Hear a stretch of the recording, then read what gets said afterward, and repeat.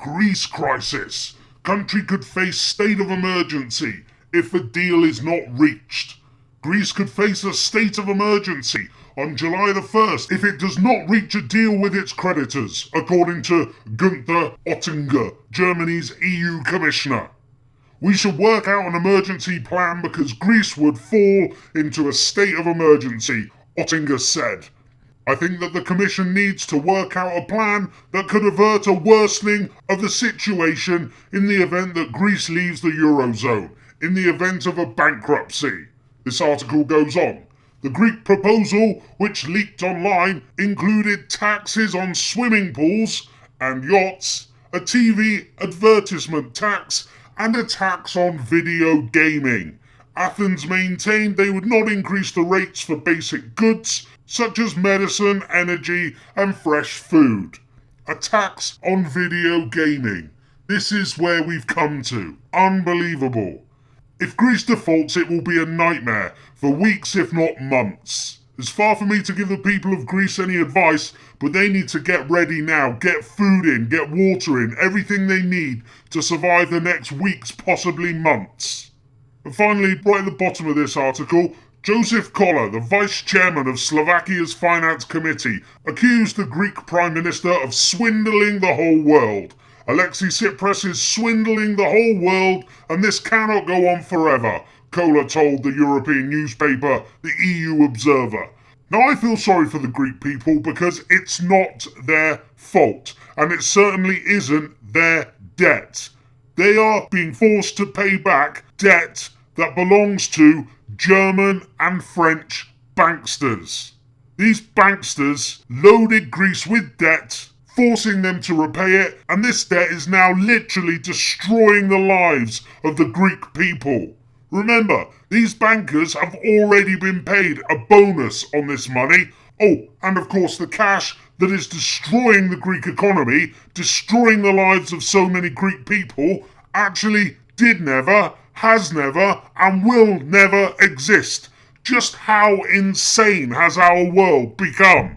But it's not insane if you look at the world through the globalists' eyes. The EU was never meant to be a democracy. It was meant to be, from the very start in 1957 with the signing of the Treaty of Rome, it was meant to be a dictatorship without the people knowing what is happening to them. Jean Monnet, considered a founding father of the EU, said in a letter to a friend on the 30th of April 1952 the following: Europe's nations should be guided towards the superstate without their people understanding what is happening. This can be accomplished by successive steps, each disguised as having an economic purpose, but which will eventually and irreversibly lead to federalization. This is exactly what is happening today. Ever closer union. It's been going on from day one. The EU was set up to suck the sovereignty of nation states and give unlimited power to unelected bureaucrats. Bureaucrats that you can't vote for, you can't hold to account, and you cannot remove from power. I am of course talking about the 28 unelected EU commissioners that make up the EU Commission. You see, the real power in the EU is unelected. This is where we are now, and the final steps to make the EU a new Soviet bloc is political and fiscal union and an army of its own. And what are they pushing for? Exactly those things. You don't think a few people can control the many when the many are only interested in Love Island, The Only Way is Essex, Britain's Apparently Got Talent, and X Factor?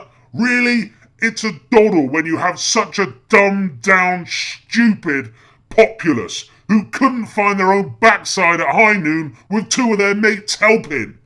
Ignorance is a choice, and an awful lot of people have opted for that choice. But the thing is, if Greece are kicked out of the Eurozone, once the dust settles and Greece starts to rebuild outside of the Eurozone, others will see that there is in fact life after the Eurozone, that there is life after the EU technocrats. So the likes of Spain, Portugal and Ireland could take heart from this and also look to come out of the Eurozone. So Greece leaving could be the end of the first chapter in the destruction of the EU. This is why I believe there will be a last-minute deal to save Greece. But maybe the EU technocrats will make life in Greece so bad that they will make an example to frighten the rest into line and to stop them even thinking about leaving the EU.